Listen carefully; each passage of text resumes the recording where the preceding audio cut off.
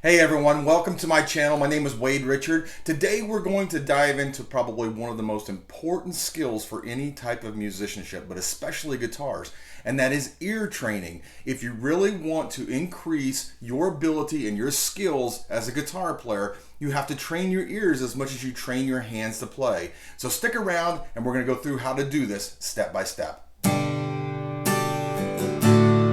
So a question I get all the time is, how can you learn a song without having sheet music or anything else?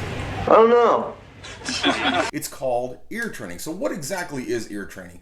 Ear training is training your ear to be able to notice intervals, chords, and different voicings so that you can tell exactly what the song is doing. Now, songs have unlimited amounts of ways that they could actually go, but I will tell you that probably 99% of them all share the same type of patterns.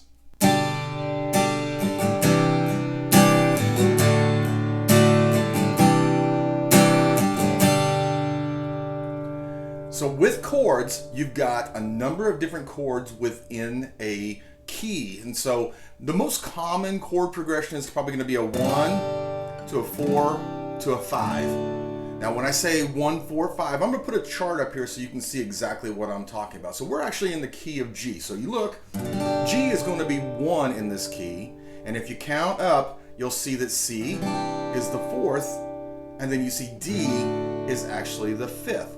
That enables you to know that if you're going to hear a song and you find the root, and we're going to get to this part right here, but when you find that root, you know there's only so many things that can be played. Now, those rules can be broken, and there's a lot of chords on there that are played when somebody does the key of G, but may not be the standard chords that you're looking for. So for example, here it comes. If a song is in the key of G, but you don't know it's in the key of G, but you hear this as the very first chord, it's the part of recognizing kind of up and down the neck as to where that's at. So having played for years, I know it's not going to be clear up here. I know it's going to be down here.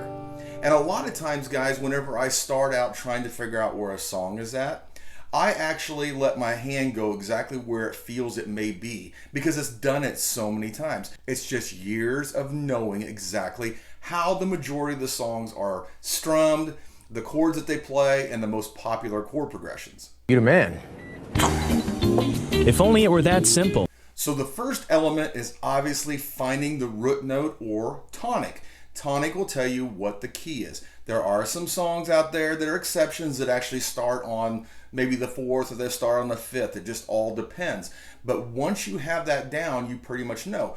And on top of that, guys, the fact is, if you take a standard G to an E minor, to a C to a D, there are hundreds of songs that go with this progression.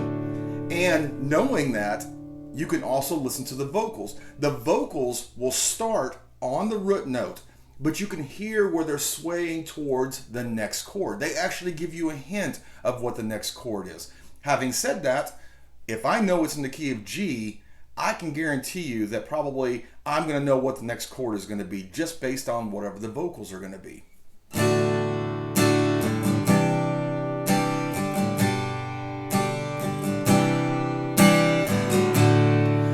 So next, we're going to talk about how to identify the certain chords. Now, you obviously know that you have a G major, a G minor, you have a G7, but up until this point, we've talked about how to identify those sounds. We've talked about how to identify the root note, but now we have to actually identify whether or not the chord is a major, a minor, or a 7th. So we're going to do a little bit of a test here. Up here on the screen, we're going to have major, minor, or 7th, and we're going to do a little test for you. But let's go ahead and talk first about these chords. So a major chord, major, bright, happy, not sad, very, very pleasant. Minor, dark, melancholy. 7th chord, kind of quirky, almost unsettling. Now, some songs do end with 7th chords, but it almost feels unresolved. Here's what we're going to do. I am going to black out the chord I'm going to be playing. I'm going to put up here major, minor, and seventh, and you're going to listen and you're going to choose which one you think it might be. And after we do each chord, a major, a minor, and a seventh, then we're going to see if you got it right. So let's go ahead and start with the first chord, and the first chord is going to be... All right, let's hear our guesses. Is that a seventh? How about, is that a minor? Well, then it must be a major. All right, let's move on. So we've tackled the major. We know that that's bright and happy. Let's go on to the next one, and we'll see if you can figure out what this one is.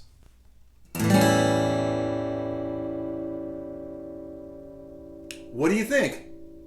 Is that a minor? Is that a major? How about a seventh? You got it. All right, let's keep this going. Major, minor, or seventh?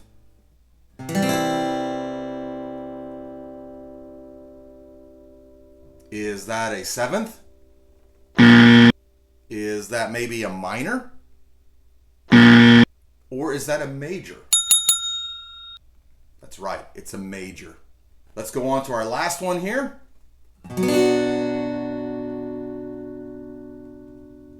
Is that a seventh? Is that a major? Or is that a minor?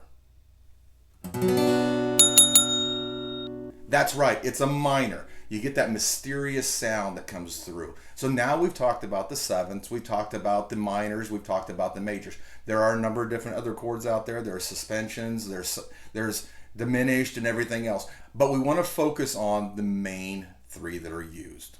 All right, step number 4. We've talked about identifying the root. We've talked about intervals. We've talked about determining whether or not it is what key it's in, and then the chords, and also the major and minor within all those chords. Next is, how do we listen to a song and determine that?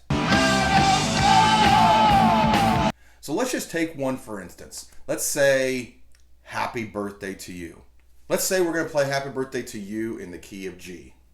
We already know the first chord is going to be G because we already said it's going to be played in the key of G. So we find the first one.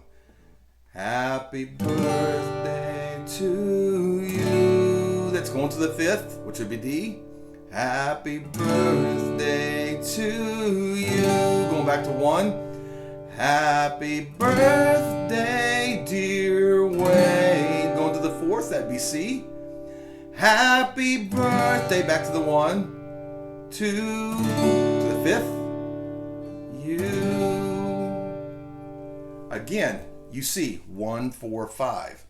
You can find that on pretty much anything else. Twinkle, twinkle, little star. Start off with nursery rhymes, guys. Very, very simple. They're slow. Put one on and challenge yourself to see if you can figure it out. Another way that you can also train yourself, and this is actually all on you, take your recorder and play a chord progression. Any chord progression that you want, and do not memorize it. Come back 3 days later.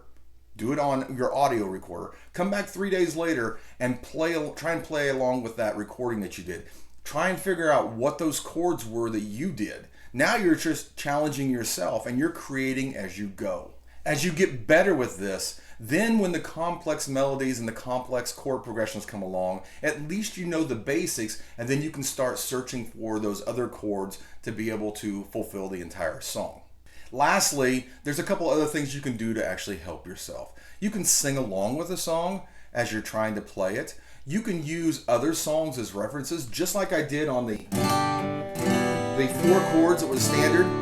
Use that as a reference, because listen to that and go, you know, I think I've heard that progression before. Well, at least you might not get it down to the exact chord, but you know it's going to be the major to the minor to the major to the major. And a lot of chord progressions are like that, especially back in the 50s. I guarantee you that most of those songs back in the 50s were the major, minor, major, major. We already talked a little bit about recording yourself. That's a very good technique to be able to help train yourself without having somebody else train you. And lastly, there are a lot of apps out there right now that can help you with your ear training. just remember that when you dive into this, we all make mistakes. Even as long as I've been playing, I still make mistakes. There's always a common thing that I see out there when it comes to people learning songs. For example, if you've got a G to a D over F sharp to an E minor, I'll see a lot of people making the mistake of not being able to distinguish that that's a D over F sharp because the sound is different. And I can pick that up. And there's been times where I've missed that chord. So why am I telling you this? Because you have to always reevaluate. Reevaluate, accept criticism that you didn't get that right, and then apply it and move on to the next song. Guys, I hope these tips have really helped you out. It is a journey that you're going to have to go down, but you're going to have to start with one song at a time and try and figure out exactly what that root note is, the majors and the minors, and then where it's going within the key. Guys, I thank you so much for checking me out today. I did put together a playlist up here of different technique videos that can help you out with different things that are outside of song lessons. But that's all I have for you guys today. Man, I thank you guys. If you've subscribed, thank you. If you haven't, go ahead and do that. Hit that like button. It really helps my channel out. But that's all I have. God bless. And don't forget, practice this guitar so you can play what you want to on this guitar.